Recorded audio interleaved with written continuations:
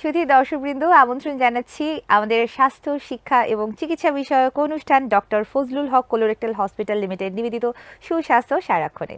আপনাদের সাথে অনুষ্ঠানের পুরো সময় জুড়ে উপস্থাপনায় থাকছি আমি ডক্টর তাসমিয়া আহমেদ হুমা।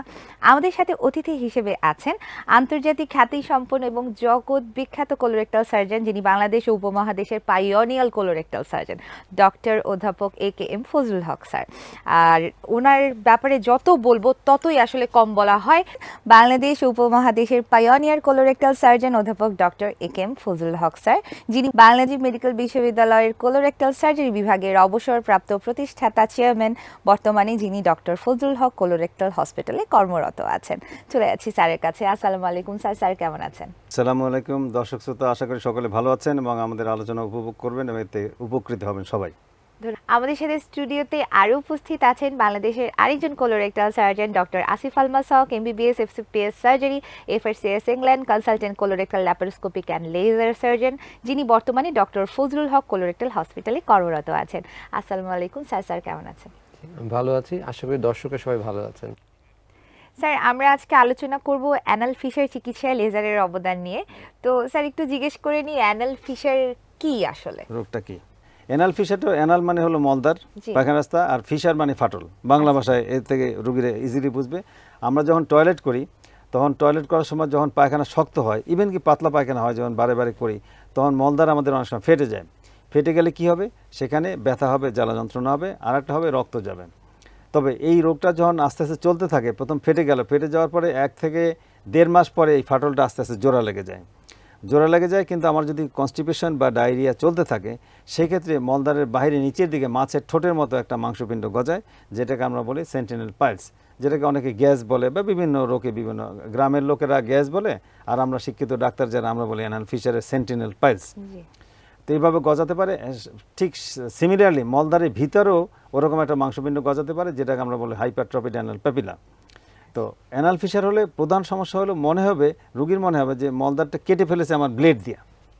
প্রথম মনে হবে যে মলদ্বারটা আমার কেউ যেন ব্লেড দিয়ে কেটে ফেলেছে। এটা কেন হয়? এটা বইয়ের কথা বাদ দিলেও আমার এক্সপিরিয়েন্স, আমি 30 বছর যাবত পায়খানা রাস্তার চিকিৎসা করি, আমি দেখেছি আপনার সবাই ঘুম থেকে দেরি করে ওঠে।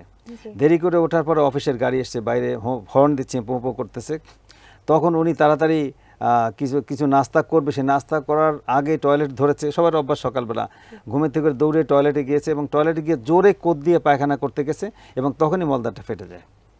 সময় নেই, হাতে ঘড়ি, এদিকে অফিসের গাড়ি এসে পো করছে। তো আমি সেই জন্য সবাইকে বলি যে কথাগুলো বইয়ে লেখা নাই। আমি 30 বছর যাবত যেহেতু পায়খানা চিকিৎসা করি, মেইন সমস্যা হয় হুড়াহুড়ি করে পায়খানা করা, তাড়াহুড়ো করে পায়খানা। সেই জন্য আমি রোগীদের বলবো যে তাড়াহুড়ো করে পায়খানা করবেন না, পায়খানা গেলে একটু সময় নিয়ে পায়খানা করুন, তার অ্যানাল ফিশার বা মলদ্বার ছিঁড়ে যাওয়া বা ফেটে যাওয়ার সম্ভাবনাটা কমবে। আর একটা এর সাথে আরেকটা কথা হলো যে আপনি যখন পায়খানা করবেন, তাহলে আপনি বুঝতে পারতেছেন কালকে রাতে বিয়ে বাড়িতে খেয়েছেন, মাংস বাটির থেকে আপনি যখন নিয়েছেন কেউই ভাগে পায়নি, অনেক বেশি পরিমাণে খেয়ে ফেলেছেন। তারপর দিন দেখবেন যে আয়রনের কারণে মাংসের ভিতরে লাল মাংসে আয়রন থাকে, তো তারপরে পায়খানা হার্ড হয়ে গেছে এবং অনেক পায়খানা করতেই পারে না, পায়খানা বের করতে পারে না, এমন শক্ত হয়ে গেছে। কারণ আমরা যে খাবার টেবিলে বসি তখন দেখবেন বাটিতে একটা মাংসর বাটি দিয়েছে, সেটা দেখা যায় যার সামনে পড়ছে সেই পুরোটা নিয়ে নেয়, অন্য কেউ ভাগে পায় না। এখান থেকে এই ঘটনাটা ঘটে। আমরা যখন রেড মিট খাবো, সম্মানিত দর্শক শ্রোতাকে বলবো রেড মিট পরিমাণে কমিয়ে খাবেন, কারণ আপনি জানেন যে এরপরে পায়খানা শক্ত হয়ে যাবে এবং সেই শক্ত পায়খানা বের করার জন্য আপনি যত চেষ্টা করবেন তত মলদ্বারটা ছিঁড়ে যাবে। একবার ছিঁড়ে গেলে দ্বিতীয়বার জোড়া লাগানো খুবই মুশকিল। আচ্ছা স্যার, আমি ডক্টর আসিফ স্যারকে একটু জিজ্ঞেস করবো যে রোগীরা তাহলে কি কি ধরনের উপসর্গ নিয়ে আসে যখন এই অ্যানাল ফিশারের সমস্যাটা হয়? ধন্যবাদ আপনাকে। অ্যানাল ফিশার মানে একটু আগে আলোচনা করা হয়েছে যে মলদ্বারটা ফেটে যাচ্ছে। তো দুটো সমস্যা কমনলি পেশেন্টরা নিয়ে আসে। সেটা হচ্ছে 1 নাম্বার, টয়লেট দিয়ে অল্প কিছু রক্ত যায়, বাট সবচেয়ে ইম্পর্টেন্ট যেটা, সেটা হচ্ছে টয়লেট করার সময় ব্যথা হয়। কারণ যেহেতু একটা জায়গায় ফেটে যাচ্ছে, তো কেন আসলে সমস্যাটা হয়? বেশিরভাগ ক্ষেত্রেই যখন শুরু হয় যে সমস্যাটা, তখন এটাকে আমরা বলি অ্যাকিউট অ্যানাল ফিশার। অ্যাকিউট মানে শর্ট ডিউরেশনে। ধরেন আজকেই আপনার জীবনে প্রথম টয়লেট করার সময় মলদ্বারটা ফেটে গেল। এই সময় মেইন কারণ যেটা হয় যে টয়লেটটা অতিরিক্ত শক্ত হয়ে যায়। মলদ্বারটা যতটুকু নিতে পারে তার চেয়ে বেশি শক্ত যখন হয়ে যায়, তখন মলদ্বারের একটা জায়গাটা ফেটে যায়। এই অ্যাকিউট অ্যানাল ফিশারের সময় প্রচণ্ড ব্যথা হবে এবং রক্ত যাবে, টপ টপ করে রক্ত পড়ে, এটাই পেশেন্টরা আমাদেরকে বলে। কারো কারো ক্ষেত্রে দেখা যায় মলের সাথে রক্তটা লেগে যায়। এই ধরনের সমস্যা পেশেন্টের হয়। আচ্ছা, এখন এই পেশেন্টদের যদি দেখা যায় দীর্ঘদিন ধরে সমস্যাটা আছে, তাহলে কিছুদিন পরে তো ফিশারটা আস্তে আস্তে শুকিয়ে যাচ্ছে, হিল হয়ে যাচ্ছে। কারণ পেশেন্ট দেখা যায় যে খুব ভয় পায় টয়লেট করতে, সো সে টয়লেট নরম করার ঔষধ কয়েকদিন ধরে খেলো, তো টয়লেটটা নরম ছিল, তো তখন আবার দেখা যায় ফিশারটা জোড়া লেগে যাচ্ছে। বাট পেশেন্ট দেখা যায় আবার সে কিছু অনিয়ম করে, আবার আর একদিন গিয়ে টয়লেট করে, তখন যখন শক্ত হয় আবার ফেটে যায়। এরকম রিপিটেডলি যখন হতে থাকে, তখন ওই জায়গাটা আসলে এক জায়গায় ফাইব্রোসিস হয়, বা আর নর্মাল চামড়া দিয়ে ওটা রিপ্লেসড হয় না। নর্মাল চামড়া কিন্তু খুব ইলাস্টিক, বড় ছোট হয়। যখন ফাইব্রোসিস হয় তখন কিন্তু শক্ত হয়ে যায়, টাইট হয়ে যায়, চিকন হয়ে যায়। তখন কিন্তু আর নর্মাল চামড়ার মতো ইলাস্টিকের মতো বড় ছোট হয় না মলদারটা। তখন দেখা যায় মল যদি একটু শক্ত হয়, তখনই মলদারটা আবার ফেটে যেতে থাকে। এই ক্ষেত্রে কিন্তু ওইরকম সিরিয়াস ব্লিডিং বা সিরিয়াস ব্যথা হয় না, কিন্তু পেশেন্ট প্রায়ই বলে যে আমার ভালোই ব্যথা হয় এবং অল্প অল্প করে 1 ফোঁটা রক্ত যায় এবং মলের সাথে রক্তটা লেগে থাকে। এই সময় যখন এই সময় সাধারণত চুলকানিটা বেশি হয়, চুলকানি হয়, ব্যথা থাকে না, রক্ত যাওয়া থাকে না, কারণ 1.5 মাস পরে হিলিং হয়ে যায়, তখন চুলকানিটা হয় বেশি এবং মলদারটা একটু টাইট মনে হয়, একটু টাইট মনে হয়। অনেক সময় বলে যে মলটা দেখা যায় চিকন না হচ্ছে, ক্রনিক অ্যানাল ফিশার যখন ক্রনিসিটিতে চলে যায়। এক্স্যাক্টলি, অ্যাকিউট থাকার অবস্থায় তো ওগুলো হবেই, পরে সিমটমটা কমে চুলকানিতে পরিণত হয় বা একটা গ্যাস বাইরে হয়। যখন এরকম সমস্যা হয়, তখন দীর্ঘমেয়াদী এই সমস্যাটা চলে যায়। আরেকটা হয় যে পুজ পরে, ওই যে ডিচাইং সাইনাস হয়, মলদারের মাংসের যদি ভিতরে হয়, ঢুকে যায়। যদি হয়। আমরা এই সমস্যাটা নিয়ে স্যার কথা বলবো, কিন্তু একটা বিরতির সময় হয়ে গেছে, একটু বিরতি নিয়ে নিতে হচ্ছে।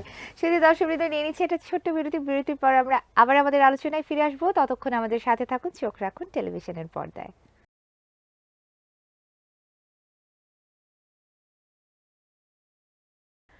ধন্যবাদ বিরতিতে আমাদের সাথে থাকার জন্য। আমরা কথা বলছিলাম অ্যানাল ফিশার চিকিৎসায় লেজারের অবদান। চলে যাচ্ছি আলোচনায়।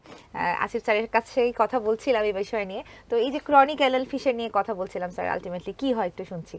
আচ্ছা, তো দীর্ঘমেয়াদী যখন এই সমস্যাটা হতে থাকে, তখন যে বললাম ওখানে নর্মাল স্কিন থাকে না, ওখানে একটা ফাইব্রাস স্কিন হয় যেটা শক্ত আর স্ট্রেচ করে না।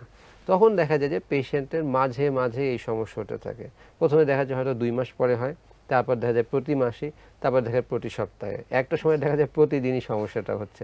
আমি এরকম পেশেন্টও পেয়েছি যে বলে যে ডক্টর আমি সিরাপ খেয়ে টয়লেট একদম পাতলা করতেছি, তারপরেও আমার ফেটে যাচ্ছে, যখন এটা একেবারে সিভিয়ার অবস্থায় চলে যায় আর কি। আচ্ছা, তাহলে আর্লি কত রোগী আসে এবং সিভিয়ার পর্যায়ে গেলে কতজন আসে স্যার? এটা ডিফারেন্ট, মানে পার্সেন্টেজটা কিরকম? ভালো জিনিস হচ্ছে এখন বেশিরভাগ মানুষই সচেতন, বিশেষ করে শহরের লোকজনেরা, এবং অ্যানাল ফিশারটা আসলে এত সিরিয়াস পেইন হয় যে পেশেন্টরা আসলে এটা নিজে চিকিৎসা করে আরাম পায় না, তাড়াতাড়ি ডাক্তারের কাছে চলে যায়। বাট কিছু পেশেন্ট আছে যারা গ্রামে গঞ্জে থাকে বা একটু ডাক্তার থেকে দূরে থাকে, তারা কিছু অন্যরকম চিকিৎসা করার চেষ্টা করে। তবে ভালো জিনিস হচ্ছে বেশিরভাগ পেশেন্ট আর্লি চলে আসে, এবং অ্যাকিউট ফিশার কিন্তু খুব ভালো ট্রিটমেন্ট আছে। আপনার যদি অ্যাকিউট ফিশার থাকে, আমাদের বেশিরভাগ পেশেন্টকে ট্রিট করি এবং বেশিরভাগ পেশেন্ট কিন্তু ভালো হয়ে যায়।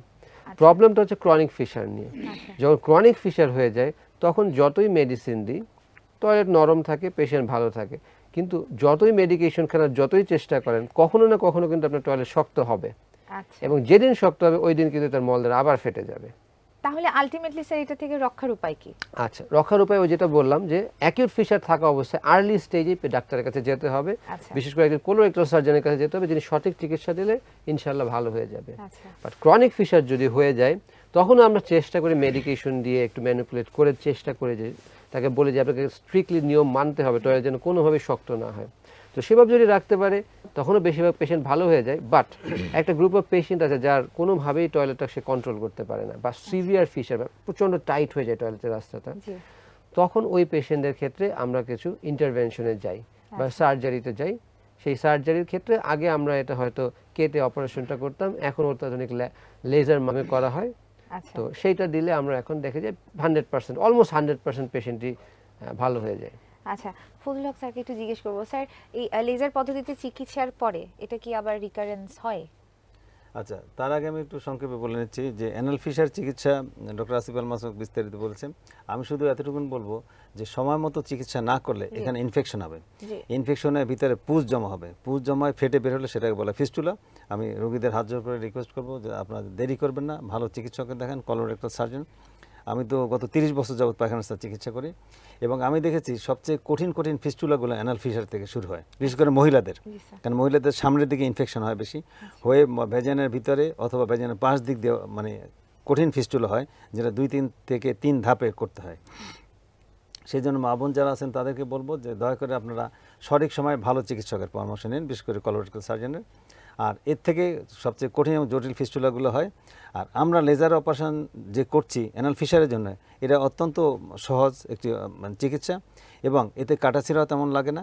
অনেকে বলেন স্যার আমাকে বললেন কাটাছিঁড়া লাগে না, কিন্তু আমার তো কাটাছিঁড়া করলেন। তখন আমি বলি যে আপনাকে সময় মতো আসতে বলেছি, সেইটা আপনি পূরণ করেন না, সেই শর্তটা। আপনি আসছেন 13 বছর পরে, 2 বছর পরে, যখন মাছের ঠোঁটের মতো গ্যাস বা সেন্টিনেল পাইলস গজিয়ে গিয়েছে, মলদারের ভিতরে মাংসপিণ্ড গজিয়েছে, ইনফেকশন হয়ে গর্ত হয়ে গিয়েছে, তখন এসে আপনি বলছেন স্যার ওই যে লেজারের অপারেশন কথা বলছিলেন এটা নাকি কোনো কাটাছেঁড়া নাই, কিছু না। লেজার অপারেশনে আসলেই কাটাছেঁড়া নেই, ছিদ্র করে করা হয়, ছিদ্র করে আমরা করি। তাহলে লেজার অপারেশনে কাটাছিঁড়া কেন? কাটাছিঁড়া আপনি দেরি করেছেন, গ্যাস গজিয়েছে মলদারের ভিতরে বাহিরে 3-4টা, সেটা আমার কাটতে হবে না, সেটা তো আমি রাখতে পারবো না। এই প্রমিস তো আমি করি না যে ওই গ্যাসগুলোও লেজার দিয়ে কাটা হবে। গ্যাসগুলো লেজার দিয়ে কাটলেও সেটা কাটা, কাটাকাটি। তো তাহলে আমি বলবো দয়া করে সম্মানিত যারা রোগী আছেন তারা সঠিক সময়ে ভালো চিকিৎসক দেখান। আমরা 30 বছর যাবত আমি সারা ওয়ার্ল্ডে সবচেয়ে বেশি অপারেশন করেছি, এটা পৃথিবীর সবাই স্বীকার করে যে আমি পৃথিবীতে সবচেয়ে বেশি অপারেশন করেছি পায়খানা রাস্তার। তো আমি চাই যে রোগীদের সেবা হোক।